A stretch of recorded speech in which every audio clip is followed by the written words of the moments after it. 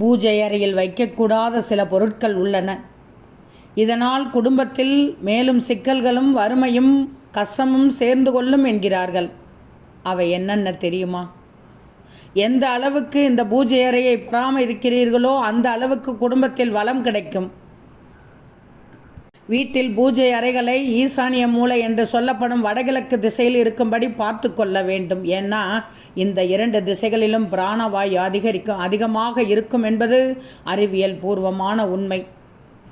ஈசானி மூலையில் பூஜை அறை இருந்தால் வீசும் காற்றில் சாம்பிராணி ஊதுவத்தியின் மனம் வீடு முழுவதும் பரவி தெய்வ கடாட்சம் பிரகாசிக்கும்.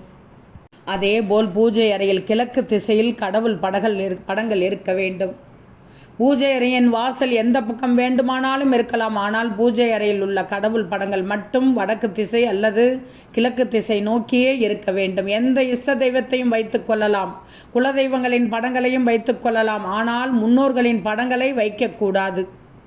பூஜை செய்யும் போது இரும்பு பொருட்களை மட்டும் தவிர்க்க வேண்டும்.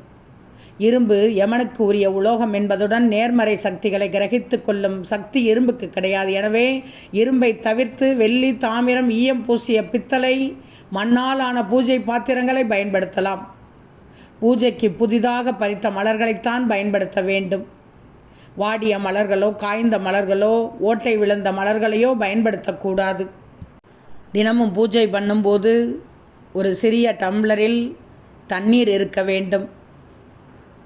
அந்த நாள் முடிந்ததும் அந்த தண்ணீரை கூரையிலோ அல்லது கால்படாத இடத்திலோ அந்த தண்ணீரை ஊற்றிவிடலாம். இதனால் துர்சக்திகள் உன்னை நெருங்காது.